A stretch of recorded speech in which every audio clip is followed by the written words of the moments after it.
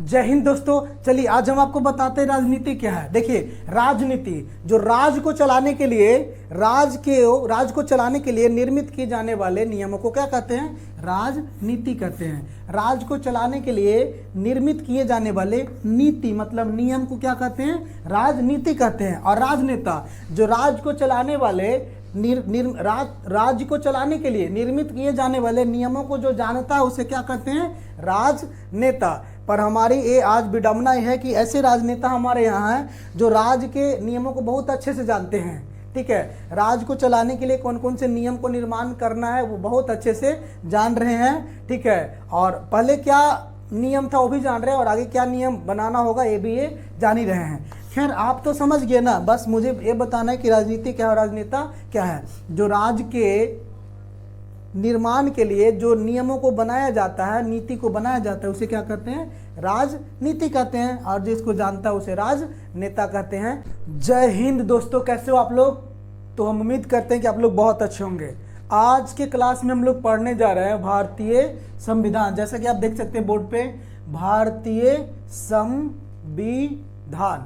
भारतीय संविधान में हम लोग एकदम बिगिनिंग से डिटेल्स में पढ़ेंगे सारा चीज़। ठीक है, सबसे पहले आप जानिए संविधान क्या है।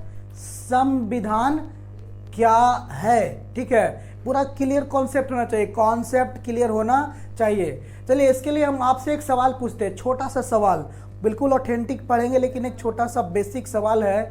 क्या आप अपने घर में रहते हो तो क्या आप अपने घर का जो भी मतलब काम होता है, जो भी काम, टोटल काम क्या आप स्वयं करते हैं? तो इसका सीधा जवाब होगा नहीं।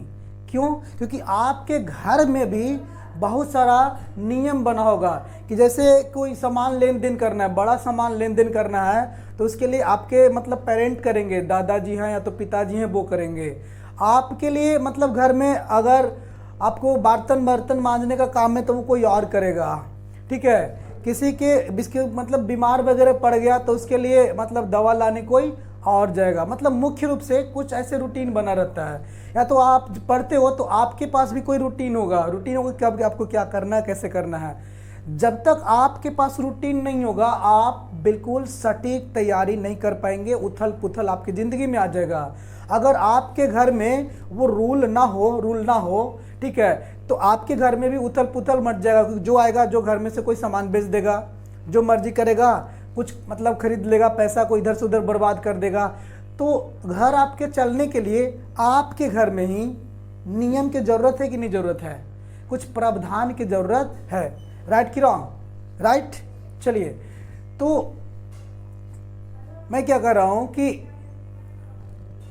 आपके घर में ठीक से व्यवस्था बनाने के लिए आराम से पढ़ेंगे। एक रूल होता है, रीति रिवाज होता है। ठीक है, उसी रीति रिवाज को हम लोग आज तक लेके चल रहे हैं। ठीक है, आप सड़क पे चलते हो तो वहाँ पे भी आपको रूल फॉलो करना होता है कि आपको कैसे जाना है, राइट की रॉन्ग, लेफ्ट जाना है। ठीक है, जगह जगह पे इसको हम लोग फॉलो करते हैं। या तो आपके स्कूल होगा तो स्कूल में जब आप जाते हैं तो स्कूल में भी आपके पास कोई रूल फॉलो करते होंगे आप। जैसे आपको यूनिफॉर्म ड्रेस कैसे पहन के जाना है, टीचर्स कब आएंगे, कौन से टीचर क्या पढ़ाएंगे, सारा रूटीन क्लियर होता है। राइट कि रॉन्ग?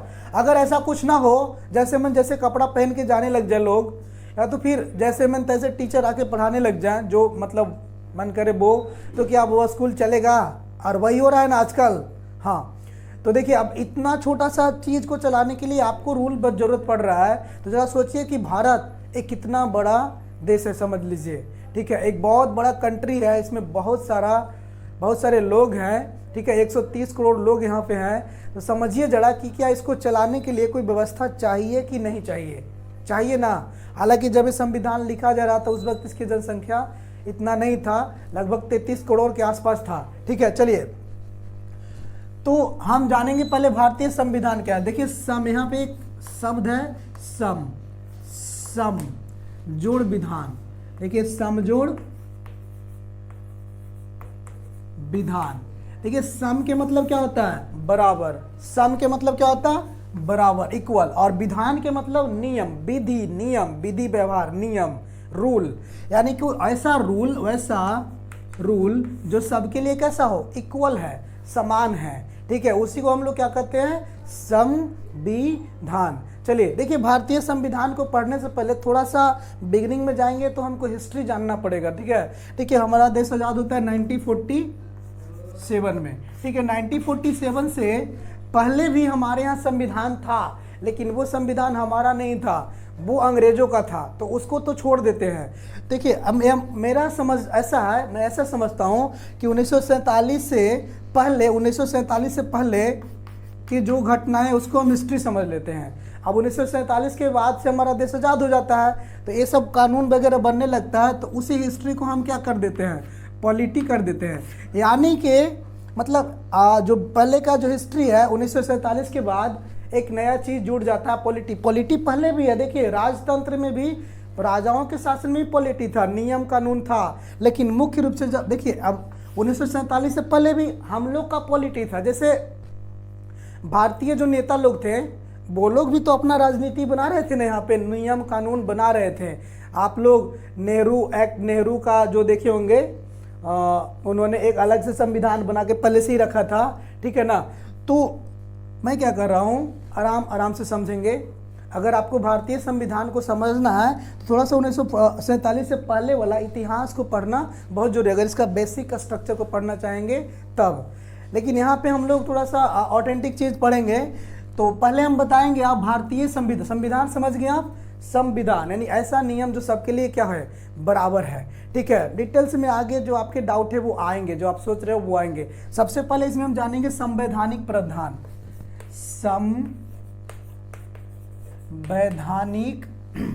संवैधानिक क्या, प्रावधान। ठीक है, आप सुनिए, ठीक है, सुनिए, अगर लिखना चाहेंगे तो सुन के लिखिएगा, संवैधानिक प्रावधान लिख देता हूं। ठीक है, प्रावधान।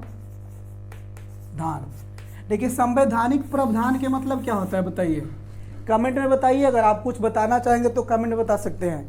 देखो बेटा, संवैधानिक प्रावधान के मतलब होता है कि वैसा प्रावधान, वैसा नियम, वैसा प्रावधान जो हमारे संविधान में क्या है, लिखा हुआ, स्पष्ट वर्णित है।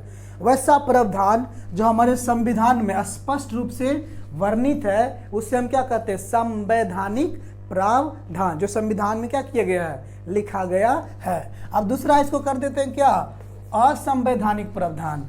असंवैधानिक प्रावधान, तो ये असंवैधानिक प्रावधान क्या है, अगर आप लिखना चाहते हैं तो नोट कर सकते हैं, कोई दिक्कत नहीं है। देखिए, वैसा प्रावधान जो हमारे संविधान में वर्णित नहीं है, तो वैसा प्रावधान, वैसा रूल कानून जो हमारे संविधान में लिखा हुआ नहीं है, वो सब कैसे हैं, असंवैधानिक है। असंवैधानिक मतलब, ठीक है, जैसे कोई पुलिस इंस्पेक्टर है, तो अगर कोई क्रिमिनल या मर्डरर या आतंकवादी कोई घटना को अंजाम देकर भाग रहा हो, तो वो इंस्पेक्टर उसको गोली मार सकता है। ठीक है, तो ये संवैधानिक प्रावधान है, लेकिन एक नॉर्मल आदमी उसको गोली नहीं मार सकता। ठीक है, विदाउट एनी इशू आप नहीं ऐसा कर सकते। अगर आप ऐसा करेंगे तो क्या है, असंवैधानिक है। यानी कहने का मतलब कि जो संविधान में लिखा हुआ है वो करना क्या है, संवैधानिक प्रावधान है, और जो संविधान में लिखा नहीं है वो आप करते हैं तो वो क्या है, असंवैधानिक है। अब देखिए, एक चीज और इसमें हम जोड़ेंगे, क्या, गैर संवैधानिक प्रावधान। गैर संवैधानिक प्रावधान, चलिए, गैर संवैधानिक प्रावधान क्या होता है।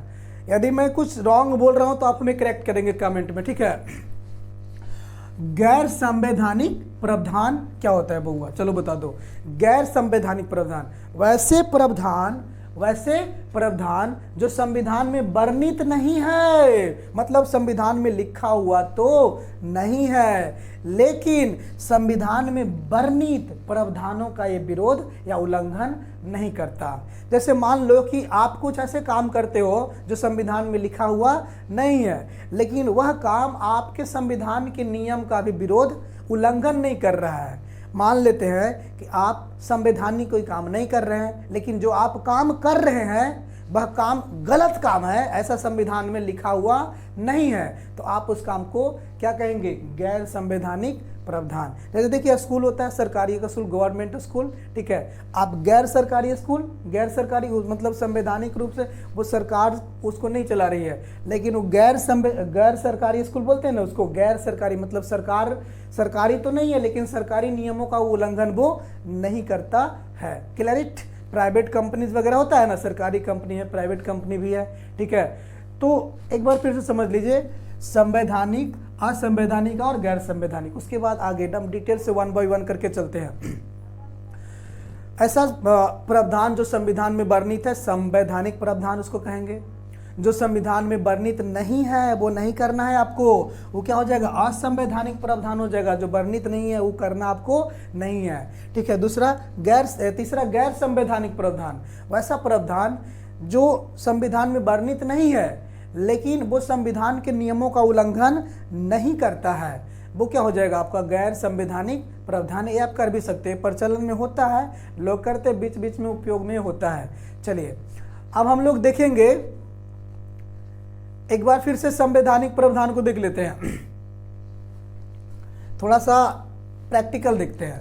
संवैधानिक प्रावधान क्या है, वैसा प्रावधान जो संसद द्वारा बनाए गए कानून के द्वारा गठित किया गया हो।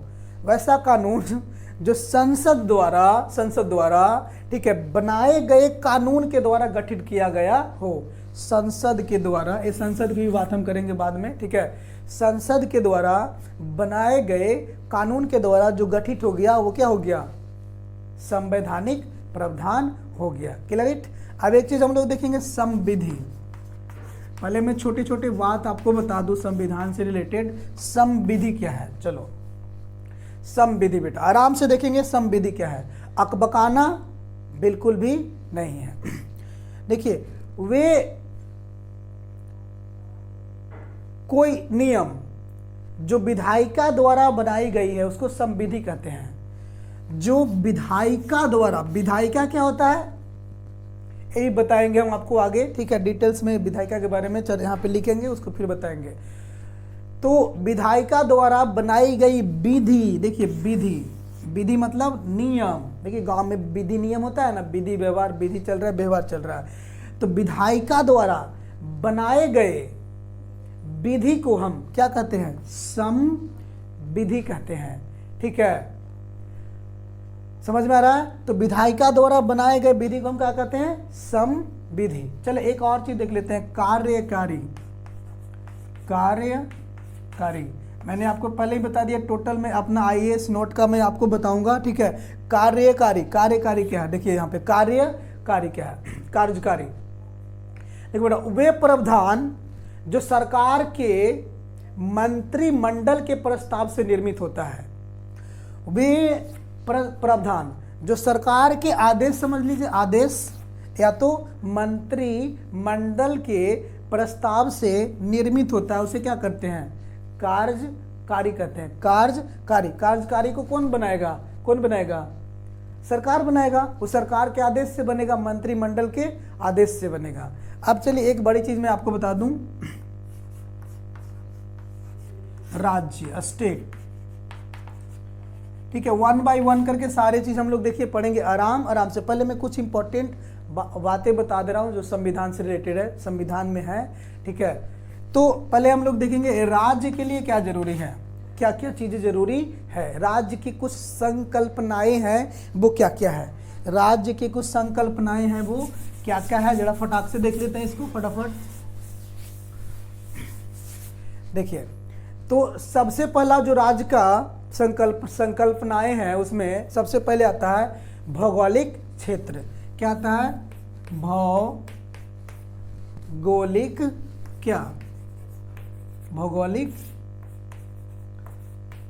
क्षेत्र, ठीक है। तो सबसे पहले एक राज्य होने के लिए क्या चाहिए, भौगोलिक क्षेत्र होना चाहिए। दूसरा आपका निश्चित भूभाग चाहिए, निश्चित भूभाग चाहिए। क्या चाहिए, निश्चित भूभाग मतलब वही जमीन वगैरह, ठीक है। निश्चित भूभाग होना, एरिया होना चाहिए, ठीक है। अब तीसरा क्या इंपॉर्टेंट चीज है इसके लिए, जनसंख्या चाहिए। क्या चाहिए, जनसंख्या चाहिए। क्लियर। चौथा इसको सरकार चाहिए। देखिए सरकार इंपॉर्टेंट है, सरकार चाहिए। देखिए सरकार, ठीक है। ये इसी पॉइंट के लिए मैंने इस तीनों को जिक्र किया। मुझे क्या मेन बताना था, सरकार। लेकिन अब सरकार होने के लिए भौगोलिक क्षेत्र चाहिए, निश्चित भूभाग चाहिए, जनसंख्या चाहिए, तब तो सरकार होगा। जब राज्य होगा तभी तो राजा होगा, ठीक है। हाँ चलो, यूपीएससी वाले बच्चों का एक डायलॉग होता है अक्सर कि राजा बनने के लिए रानी की जरूरत नहीं होता, क्या, साम्राज्य की जरूरत होता है। राजा बनने के लिए to be a king there is no need of what, queen, क्या, what, it's need what, kingdom. अगर आपको राजा बनना है तो रानी की जरूरत नहीं है। किस चीज की जरूरत है, राज्य की, और राज्य है तो आप राजा भी बन सकते हैं। चलिए तो सरकार की बात कर लेते हैं। चलो इसके बाद संप्रभुता, क्या चाहिए, इधर लिख देता हूं, संप्रभुता, क्या जी, संप्रभुता। अब संप्रभुता क्या है जरा गौर से देखिएगा। आजादी से पहले का भारत संप्रभुत भारत नहीं था। क्यों? क्योंकि भारत में विदेशी शासन था, मतलब बाह्य दूसरे जगह के लोग हमारे यहाँ शासन कर रहे हैं, ठीक है। संप्रभुता के मतलब कि कोई ऐसा राज्य जहाँ पे कोई बाह्य शक्ति राज्य ना कर रहा हो, ठीक है, शासन ना चला रहा हो। मतलब कहने का मतलब अपना देश का शासन देश के लोग ही कर रहे हो, ठीक है। देश में संविधान यानी लोकतंत्र हो, संप्रभुत हो, ठीक है। तो इसको हम लोग क्या कहते हैं, संप्रभुता। तो सरकार कब रहेगा, जब आप संप्रभुत रहोगे तभी तो सरकार रहेगा आपका। आप गुलाम रहोगे आप सरकार रहेगा, आप सरकार बनोगे, आप राजा बनोगे, आप गुलाम रहोगे तो नहीं ना। तो एक राजा बनने के लिए क्या चाहिए, भौगोलिक क्षेत्र, निश्चित भूभाग, जनसंख्या, सरकार और संप्रभुता चाहिए, ठीक है। क्लियर इट, संप्रभुता समझ गए आप लोग? अगर समझ गए तो कमेंट में लिखिए यस। संप्रभुता के मतलब वह देश जहाँ पे कोई दूसरे देश यानी विदेशी शक्ति, ठीक है, कार्य ना कर रहा हो, शासन ना कर रहा हो, शासन ना कर रहा हो, याद रखिएगा, वो क्या हो जाएगा, संप्रभुत कहलाएगा। Clear it. चलिए अब थोड़ा सा हम लोग देखेंगे देश और राष्ट्र। देश और क्या, राष्ट्र को हम देखेंगे।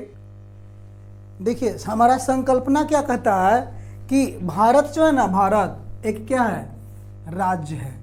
संकल्पना हमारा क्या कहता है कि भारत एक राज्य है, और व्यवहारिक रूप में हम लोग इसको यूज करते हैं क्या, भारत एक राष्ट्र है। भारत एक राष्ट्र है, ठीक है। हम लोग क्या संकल्पना में क्या वर्णित है, भारत एक राज्य है, और व्यवहारिक रूप में क्या, भारत एक राष्ट्र है। देखिए वैसा इसके पीछे कारण क्या है, देखिए कारण एग्जैक्टली एक चीज मैं समझा देता हूँ। जैसे ही हम बात करते हैं कि हमारा देश गुलाम था, फिर आज़ाद हो गया और यहाँ संविधान हो गया, तो एक ऊपर ऊपर कॉन्सेप्ट दिमाग में आता है, ऊपर ऊपर। देखिए एक्चुअली में जरा समझिए कि अगर ये हमारा इंडिया है, ठीक है, और ऊपर भी है, ठीक है, तो इसमें अंग्रेजों के आने से पहले क्या होगा कि छोटे छोटे बहुत सारे राज होंगे, होंगे कि नहीं होंगे, होंगे ना। और ये सारे राज्यों में कहीं पे कोई मुस्लिम शासक होगा, तो कहीं पे कोई हिंदू होगा, तो कहीं पे कोई होगा, तो कहीं पे कोई होगा, कोई अच्छा तो कोई बुरा, तो कोई कुछ तो कोई कुछ, राइट कि रॉन्ग, राइट। चलिए अब जब यहाँ पे अंग्रेज लोग आया होगा तो क्या टोटल को गुलाम बना लिया एक ही बार में, नहीं। देखिए ये हिस्ट्री का पार्ट है, लेकिन थोड़ा सा मैं बात कर रहा हूँ सरकार के लिए। तो देखिए यहाँ पे क्या हुआ होगा कि इसमें कुछ जो राज होंगे वो अंग्रेजों के हो गए होंगे। देखिए इसको हम ट्राइंगल से डिनोट कर रहे हैं, ट्राइंगल से डिनोट कर रहे हैं। तो मान लो कि ये सब जो राज्य हैं, ये सब राज्य ट्राइंगल वाला में अंग्रेज लोग शासन कर रहे हैं। ट्राइंगल वाला में कौन शासन कर रहे हैं, अंग्रेज लोग। हालांकि वहाँ भी वो रखता होगा, राजा लोग को रखता था, ठीक ना, उससे काम करवाता था, ठीक है। तो अब देखो अब भारत दो तरह का हो गया, दो तरह का। एक हो गया कि जिसमें पुलिस राज है, कैसा है, पुलिस राज, और एक में क्या है, राजतंत्र, राजा राज। देखिए सर्कल वाला में क्या कर रहा है, राजा राज कर रहा है, सर्कल वाला में राजा राज कर रहा है, और ये ट्रायंगल वाला में अंग्रेज लोग राज कर रहे हैं, राइट कि रॉन्ग। अब इसका कुछ रूल होगा और राजा लोग का भी कुछ अलग रूल होगा, राइट कि रॉन्ग। इसका टैक्स वगैरह चीज़ें अलग अलग चीज़ें होंगी, राइट कि रॉन्ग। जब देश आज़ाद हुआ होगा, ठीक है, तो देश पूरा आज़ाद नहीं हुआ। तो जब अंग्रेज यहाँ से छोड़ के भागे होंगे तो कौन आज़ाद हुआ, जहाँ पे अंग्रेज लोग का शासन था, ठीक है। तो यहाँ पे ट्रायंगल वाला एरिया जहाँ पे अंग्रेज लोग राज कर रहे हैं, ठीक है। एक अगले वीडियो में मैं कभी बताऊंगा इन सारी चीज़ों को क्लियरली। ये सारे एरिया तो आज़ाद हो गए, ठीक है। अब यहाँ पे टोटल जो एरिया जो आज़ाद हुआ वो भारत हुआ, ठीक है, इंडिया हो गया। लेकिन ये जो राज है, ये वाला राज, ये कौन है बताइए? यहाँ पे तो राजा राज कर रहा है, राजा राज कर रहा है, तो राजा का ही वो राज होगा ना, समझ में आ रही बात? तो ये सब कुछ वजह होगा, ठीक है, और ऐसा मुद्दा रहा होगा जब हमारा संविधान बन रहा होगा, तो काफ़ी सारे इशूज आया होगा कि भाई इसका क्या करना है। लेकिन चलो छोड़ो, मैंने आपको एक्स्ट्रा जानकारी दे दिया थोड़ा सा, ताकि इस पर आप सोचेंगे, अमल करेंगे। अगले वीडियो जब तक मैं बनाऊं तब तक आप सोचेंगे कि क्या ये सही था कि नहीं। जब इंडिया आज़ाद हुआ होगा तो क्या पूरा इंडिया अंग्रेजों का गुलाम था? जी नहीं। तो क्या जो राजा वाला जो एरियाज था वो उसका क्या हुआ होगा, ठीक है, उसमें कैसे रूल थे, और ये जो अंग्रेज लोग का शासन था वहाँ पे कैसा नियम कानून था, पॉलिटी क्या था, राजनीति क्या था, ये सारे चीज़ हम लोग देखेंगे, ठीक है। चलो यहाँ पे देखते हैं सरकार को। एक बार फिर से बता दूं, संकल्पना क्या कहता है? भारत एक राज्य है, और व्यवहारिक रूप में हम लोग इसको यूज करते हैं, भारत एक राष्ट्र है। Clear it? अब देखिए सरकार, सरकार क्या है? सरकार एक संस्था है, राज्य के उद्देश्य को पूर्ति करने वाली संस्था को हम क्या कहते हैं? सरकार कहते हैं, ठीक है। राज्य के उद्देश्य की पूर्ति के लिए कार्य करने वाली संस्था, जो राज्य का स्वरूप होता है, उसे हम लोग क्या कहते हैं? सरकार। सरकार क्या है? हम लोग का एक रिप्रेजेंटेटिव होता है। जैसे आपको हमारे देश को अमेरिका से कुछ मतलब चाहिए, तो क्या हम लोग सब उठ के चल जाएंगे 133 करोड़? नहीं, कोई एक आदमी को अपना भेजेंगे, भाई तू जा ये काम कर दे, ठीक है, हाँ। तो वो हमारा क्या प्रतिनिधि है, और वो हम लोग चुनते हैं वोट दे के। जैसे नरेंद्र मोदी को चुन रखे हैं, बिहार में नीतीश कुमार को चुन के रखे हैं वो, क्योंकि अगर इसको केंद्र सरकार से कोई फंड चाहिए, ठीक है, तो हम लोग पूरा बिहार उठ के तो जाएंगे नहीं। तो हमारे पास एक क्या है? सरकार है, ठीक है। इस चीज़ पे भी बात करेंगे, राज्य सरकार पे भी, ठीक है। अब देखिए, ये सरकार भी होता है, राज्य का जो स्वरूप है वो दो प्रकार का होगा। राज्य का स्वरूप, राज्य का स्वरूप कितने टाइप के? दो टाइप के होंगे। पहला पुलिस राज, पहला क्या? पुलिस राज्य। चलिए, पुलिस राज्य को हम लोग एक और क्या कहेंगे? अभिजातीय वर्ग, अभिजातीय वर्ग, ठीक है। अब अभिजात्य वर्ग और पुलिस राज का क्या काम होता है? अभिजात्य वर्ग का क्या काम होता है कि ये अपने हितों की रक्षा करती है, ठीक है। पुलिस राज्य वैसा राज्य जिसमें जो होता है शासक अपने हितों का रक्षा करता है, सिर्फ अपने हितों के लिए कार्य करता है। देखिए, थोड़ा समय के लिए भारत में पुलिस का राज आ जाएगा ना, तो जनता लोग को दे दनादन चालू हो जाता है। पुलिस राज आने के बाद क्या होता है? जनता लोग को दे दनादन सोटना चालू, क्या कर रहे हो, क्या क्यों जा रहे हो, ये कोई मतलब उसको नहीं है, ठोक देना काम है, ठीक है। तो जब पुलिस राज आता है, ठीक है, कहने का मतलब ये बात हम कर रहे हैं अंग्रेजों के पहले की बात, क्योंकि उस टाइम क्या था? शासक अभिजात्य वर्ग का शासन था, यहाँ पे पुलिस राज था शासक के हित के लिए। देखिए आप लोग जालियांवाला बाग हत्याकांड आपने सुना होगा, पूरे जनता को मार के धर के लाश बिछा दिया, ठीक है। लेकिन वही हमारा, अब ऐसा कुछ घटना नहीं हो सकता है, ऐसा हुआ तो फिर कुर्सी बदल जाएगा तुरंत, ठीक है, होगा ही नहीं। चलो होगा, लेकिन इतना नहीं। पुलिस राज्य क्या है? ठीक है, राज्य सरकार का पहला स्वरूप है पुलिस राज्य। ये क्या होता है? इसमें शासक के हितों के लिए कार्य किया जाता है। जो शासक के हितों के लिए, जब अंग्रेज लोग यहाँ पे थे तो अंग्रेज लोग क्या जो नियम बनाते थे, अंग्रेजों जो संविधान बनाया होगा, क्या भारत के लिए बनाते थे? अगर भारत के लिए बनाते तो क्या इतना प्रोटेस्ट, इतना आंदोलन, क्रांतियाँ होता, विद्रोह होता? जी नहीं। तो अंग्रेज लोग जो भी नियम बनाते थे वो किसके लिए? खुद के लिए बनाते थे। किसके लिए? खुद के लिए बनाते थे, ठीक है। तो इसको हम बोलेंगे पुलिस राज्य एक प्रकार का, ठीक है। इसका उदाहरण आप समझेंगे, स्वतंत्रता से पहले के भारत को आप देख लेंगे, स्वतंत्रता से यानी 1947 से पहले के भारत को आप देख लेंगे, आपको पता चल जाएगा कि पुलिस राज्य क्या होता था, ठीक है, होता है। दूसरा होगा बेटा कल्याणकारी राज्य, कल्याणकारी राज्य। चलिए थोड़ा सा मैं यहाँ पे डिलीट कर दूं इसको, कल्याणकारी राज्य, वेलफेयर स्टेट, ठीक है। इसको इंग्लिश में क्या बोलेंगे? वेलफेयर स्टेट, कल्याणकारी राज्य। चलिए देखिए कल्याणकारी राज्य क्या है, ठीक है। देखो, जो शासित हो, जिसको मतलब शासित किया गया, ठीक है, जिस पर हम शासित कर रहे हैं, मतलब लोग, कहने का मतलब जो जनता या लोग के हितों के लिए काम करता है, वैसा शासन जो जनता मतलब लोगों के हितों के लिए, उसकी रक्षा के लिए कार्य करता है, उसे क्या कहते हैं? कल्याणकारी राज्य। जैसे अभी जो स्वतंत्रता के बाद का जो भारत है, यानी कि आज का जो हमारा भारत है, उसमें कैसा राज्य है? आज हमारा भारत कैसा है? पुलिस राज्य है कि कल्याणकारी राज्य है? तो आज कैसा राज्य है? कल्याणकारी राज्य है। Clear it?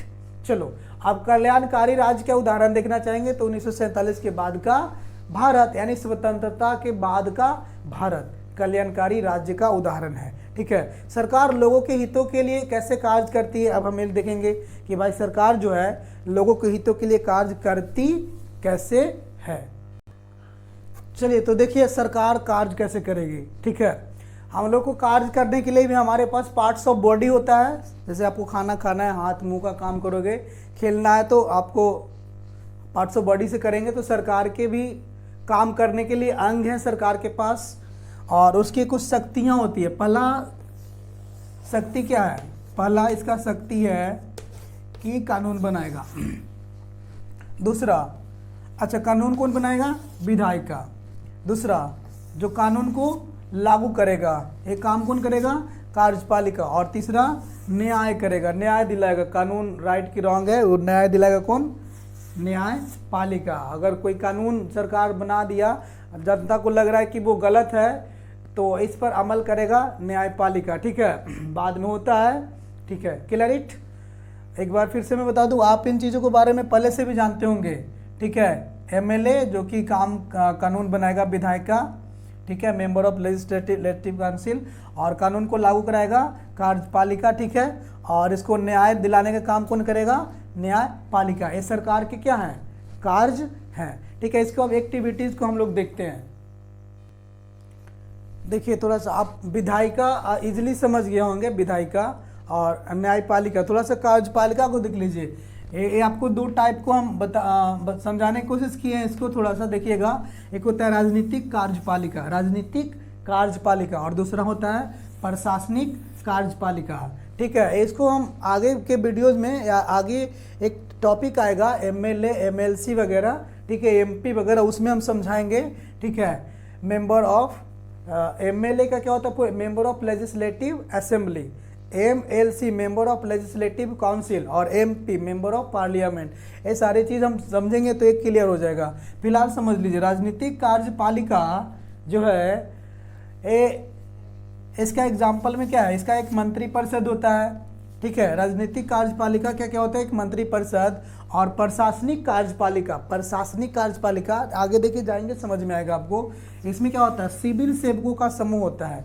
सिविल सेवकों का समूह मतलब जो सिविल सर्विसमैन होते हैं उनके समूह होते हैं। इसमें प्रशासनिक जो कार्यपालिका, प्रशासनिक जो कार्य करता है, एडमिनिस्ट्रेटिव, आईएएस वगैरह। ठीक है, चलिए, मंत्री परिषद एक होता है काम करने के लिए, और एक प्रशासन सिविल सेवकों का समूह होता है। ठीक है, सरकार का जो कार्य करेगा ना भाई, तो सरकार तो कार्य करेगी, उसके मंत्री वगैरह कार्य करेगा, आईएएस वगैरह भी तो काम करते हैं, ईडीओ बीडीओ वगैरह, ठीक ना। तो ठीक है, प्रशासनिक कार्यपालिका हो जाएगा, इसके जरिए वो काम करेगा। ठीक है, सरकार। अब देखिए, जो सिविल सेवकों का समूह होता है, इसको हम लोग एक कभी इसका नाम है क्या? नौकरशाही भी कहते हैं। नौकरशाही जो मतलब नौकरी करते हैं। ठीक है, एक किसी का क्या कर रहे हैं? नौकरी कर रहे हैं, इनको पेमेंट मिलता है। ठीक है, लेकिन इसको भी अब मिलने लग गया है। ठीक है, तो ये नौकरशाही, इसके इसी को ब्यूरोक्रेसी कहते हैं। ये क्या है? एक प्रशासन है। क्या है?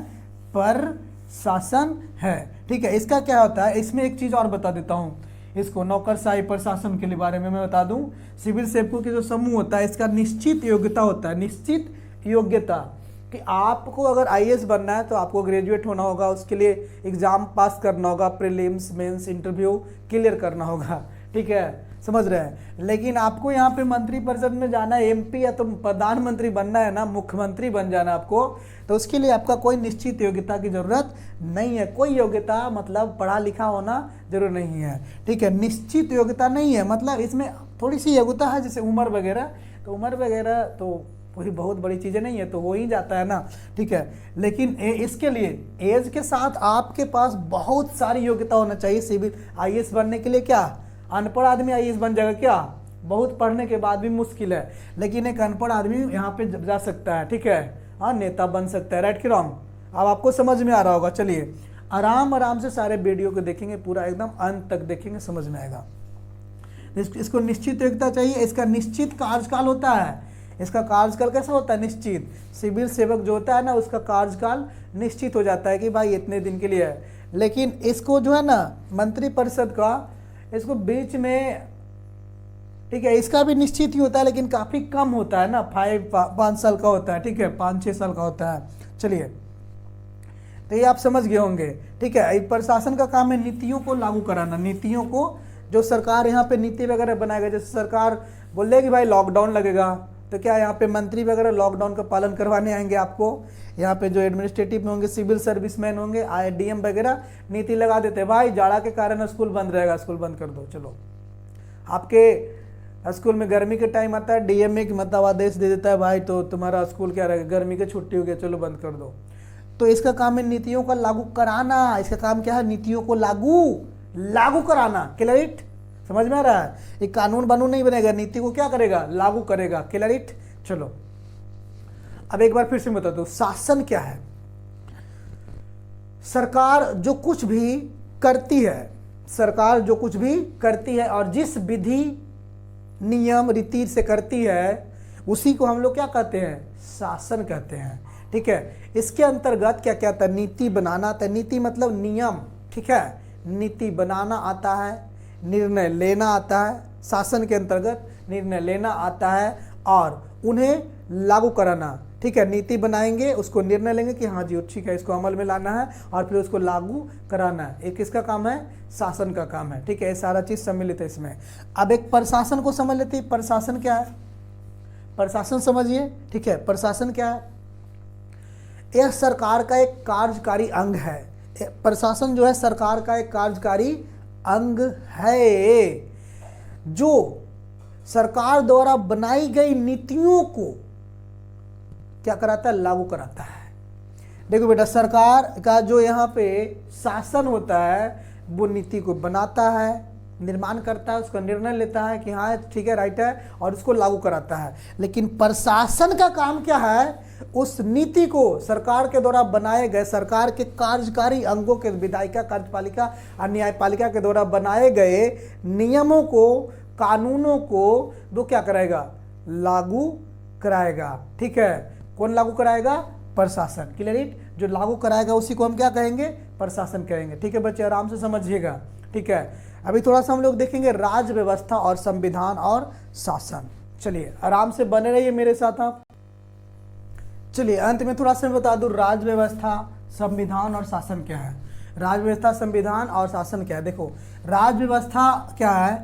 राज्य व्यवस्था जो हमारे देश को चलाने के लिए जो व्यवस्था किया गया है राज्य को, ठीक है, उससे हम लोग राज्य व्यवस्था कहते हैं। और जहाँ पे हम राज्य के व्यवस्था के सरकार का अध्ययन करते हैं मुख्य रूप से राज्य व्यवस्था में हम क्या करते हैं? सरकार के बारे में अध्ययन करते हैं। सरकार जो हमारा पूरा जो सिस्टम है, उसके अध्ययन को हम लोग क्या कहते हैं? राज्य व्यवस्था, ठीक है।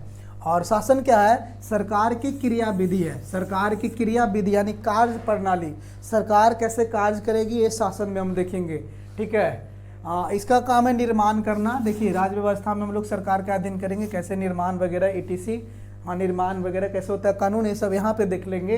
कौन कौन से कानून बना, कैसे बना, सब इसमें हम देखेंगे, ठीक है। अभी अगला बताएंगे हम आगे, ठीक है। यहाँ पे कार्य प्रणाली, इसका हम देखेंगे कि कार्य कैसे करती है, ठीक है। कुछ इंपॉर्टेंट शब्द बता दूं। राज्य व्यवस्था, ठीक है, राज्य के निर्माण आदि का अध्ययन करना क्या कहलाता है? राज्य व्यवस्था कहलाता है। राजनीति यानी पॉलिटिक्स क्या कहलाता है? पॉलिटिक्स क्या है? राजनीति क्या है? पॉलिटिक्स। What is politics? ठीक है। तो राज्य के लिए जो भी नीति बनाया जाता है राज्य के लिए, जैसे आपके जैसे मैच वगैरह खेलता है ना, तो कैप्टन नीति बनाता है जीतने के लिए, रणनीति। वहाँ रन मतलब युद्ध जीतने के लिए नीति बना रहा है, ठीक है, रन को जीतने के लिए नीति। यहाँ पे राजनीति का मतलब खैर आज के डेट में राजनीति का मतलब तो कुछ और ही है ना। लेकिन राजनीति का एक्चुअल मतलब होता है, देखिए राजनीति बेटा, राजनीति, राज मतलब राज को चलाने के लिए, राज के व्यवस्था को बनाने के लिए, राज का निर्माण करने के लिए जो नीति होता है उसी को क्या कहते हैं, राजनीति। राज के निर्माण करने के लिए जो नीति बनाए जाते हैं उसी को क्या कहते हैं, नीति। यहाँ तो लेकिन आज के समय में राज बनाने के लिए नीति नहीं हो रहा, अपना पैकेट भरने के लिए, अपने परिवार को आगे बढ़ाने के लिए नीति हो रहा है। खैर लिव दैट, आप राजनीति समझ गए, ठीक है। दूसरा राजनेता, राजनेता समझ लीजिए, ठीक है। राजनेता आराम से पढ़ेंगे, ठीक है। इसमें हम ज़्यादा लिखने पे ध्यान नहीं दे रहे, हम ज़्यादा थोड़ा सा आपको कॉन्सेप्ट क्लियर करने पे ध्यान दे रहे हैं, बोलने पे, ठीक है। नेक्स्ट वीडियो से मैं कोशिश करूँगा अच्छे से लिखने का, ठीक है ना। तो राजनेता क्या है, ठीक है, आप समझ सकते हो, जो राजनीति का व्यवहार करते हैं, राजनीति करते हैं, ठीक है, उसी को क्या कहते हैं, राजनेता। यानी कि राजनीति का व्यवहार करना मतलब राज के निर्माण के लिए जो नीति वगैरह नियम बनाने का काम करते हैं उसी को राजनेता कहते हैं। अब आप आज के डेट में देखिए राजनेता, जिनको राज को बनाने के लिए क्या नीति है वो भी नहीं पता है, क्या बनाना है ये भी नहीं पता है, क्या नीति था ये भी नहीं पता, ऐसे राजनेता हमारे यहाँ।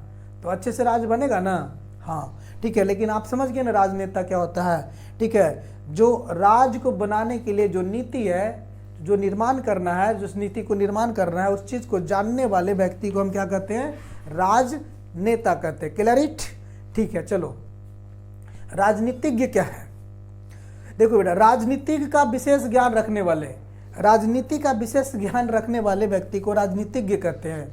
राजनीतिज्ञ, देखिए सुनिए, मैं लिखने का काम कम कर रहा हूं। राजनीतिज्ञ क्या होता है, राजनीति के विशेष ज्ञान जानने वाले को हम लोग क्या कहते हैं, राजनीतिज्ञ। गणितज्ञ, जो गणित के बारे में विशेष ज्ञान रखता है, गणितज्ञ हो जाता है, ठीक है ना। तो जो राजनीति के बारे में विशेष ज्ञान रखता है वो राजनीतिज्ञ हो जाता है। क्लियर। अब एक और बड़ी बात बता दो, उसके बाद हम आगे बढ़ेंगे। पॉलिटिकल साइंस क्या है, यानी राजनीतिक विज्ञान। आपके सिलेबस में बुक होता है ना राजनीतिक विज्ञान का, पॉलिटिकल साइंस का, तो ठीक है, क्या है, राजनीति का अध्ययन करने वाला एक विषय है। Political science is the subject which through we get the knowledge about politics. तो एक ऐसा विषय है जिसमें हम लोग क्या करते हैं, राजनीति के बारे में जानकारी प्राप्त करते हैं, अध्ययन करते हैं। Clear it dear students. चलिए, तो अगर आपको समझ में आ रहा है तो कमेंट में यस लिखिए फटाफट। चलिए, मैं आपको अंत में बता दूं कि हम यहाँ पे डेली लगभग क्लास देने की कोशिश करेंगे आपके क्लासरूम में। उसको यूट्यूब पे भी हम कोशिश करेंगे कि आपको ये सारे वीडियोज हम डालें। तो लगातार हम लोग देखिए क्या क्या पढ़ेंगे। अभी हमने सिर्फ परिचय दिया इसके बारे में, संविधान के प्रावधानों के बारे में ओनली, बस कुछ ज़्यादा विशेष नहीं। तो अगले क्लास में हम लोग पढ़ेंगे क्या, संविधान। अगला नेक्स्ट क्लास किस चीज़ पर होगा, ओरिजिनल संविधान पर होगा। क्लियर। उसके बाद हम लोग पढ़ेंगे संसदीय शासन प्रणाली। संसदीय शासन प्रणाली पढ़ने के बाद हम लोग पढ़ेंगे संघीय व्यवस्था। संघीय व्यवस्था पढ़ने के बाद हम लोग पढ़ेंगे उद्देशिका। उद्देशिका पढ़ने के बाद हम लोग पढ़ेंगे संघ एवं राज्य। इसको पढ़ने के बाद हम लोग पढ़ेंगे नागरिकता। इसके बाद हम लोग पढ़ेंगे मूल अधिकार। मूल अधिकार पढ़ाने के बाद बच्चे मैं आपको क्या बताऊंगा, राज्य के नीति निर्देशक तत्व। उसके बाद हम लोग पढ़ेंगे मूल कर्तव्य। मूल कर्तव्य पढ़ने के बाद हम लोग पढ़ेंगे संविधान संशोधन। संविधान संशोधन। इसके बाद शक्ति पृथकीकरण का सिद्धांत। शक्ति पृथकीकरण का सिद्धांत। उसके बाद संघ, जिसमें आपको राष्ट्रपति, उपराष्ट्रपति, मंत्रिपरिषद, मंत्रिमंडल, प्रधानमंत्री और महान्यायवादी को पढ़ेंगे। इसके बाद हम लोग क्या पढ़ेंगे, संसद। उसके बाद राज्य पढ़ेंगे, फिर भारतीय न्यायिक व्यवस्था पढ़ेंगे, भारतीय न्यायिक व्यवस्था, फिर न्यायपालिका पढ़ेंगे। न्यायपालिका पढ़ने के बाद न्यायपालिका पढ़ने के बाद हम लोग पढ़ेंगे उच्च न्यायालय। उसके बाद अधीनस्थ जिला न्यायालय। उसके बाद में हम लोग पढ़ लेंगे क्या, जनहित याचिका पढ़ेंगे। जनहित याचिका पढ़ने के बाद हम लोग क्या पढ़ेंगे, स्थानीय सरकार के बाद संघ राज क्षेत्रों से संबंधित प्रावधान को पढ़ेंगे बेटा। इसके बाद संघीय राज्य संबंध पढ़ेंगे, फिर वित्त आयोग पढ़ेंगे, फिर लोक सेवाएं पढ़ेंगे, निर्वाचन आयोग, भारत का नियंत्रक एवं महालेख निरीक्षक को परीक्षक को पढ़ेंगे। उसके बाद संविधान का ऐतिहासिक परिप्रेक्ष्य, फिर संविधान निर्माण, ठीक है। उसके बाद हम लोग संविधिक संस्थाओं के बारे में जानेंगे, फिर केंद्रीय सतर्कता आयोग, केंद्रीय सूचना आयोग, लोकपाल एवं लोकयुक्त। उसके बाद भारत में एक अधिकरण, उसके बाद अधिकार व मुद्दे, फिर लोक नीति, उसके बाद विभिन्न देशों के संविधान से भारत की तुलना। तो इतना हम लोग का ये सिलेबस रहेगा, ठीक है। और आराम से पढ़ेंगे, किसी कोई दिक्कत नहीं ना। चलो तो आराम से हम लोग चाहेंगे एक्सक्यूज मी। और ये सारे वीडियो को मैं कोशिश करूंगा कि यूट्यूब पे जो मेरे जो भी देख रहे हैं, जो भी लोग, ठीक है, उनके लिए भी मैं ये अच्छे से बताऊं, ठीक है। तो आज की वीडियो एक थोड़ा इंट्रो टाइप के था। अगर आप टोटल ये सारे टॉपिक को पढ़ना चाहते हैं तो अभी चैनल को सब्सक्राइब करिए, ठीक है, वीडियो को लाइक कर दीजिए ताकि, और नोटिफिकेशन बेल आइकन को दबा दीजिएगा ताकि आपको नोटिफिकेशन मिल जाए, ठीक है। तो इसी के साथ आज के क्लास में इतना ही, फिर मिलेंगे आपसे अगले क्लास में, ठीक है। तब तक के लिए जय हिंद।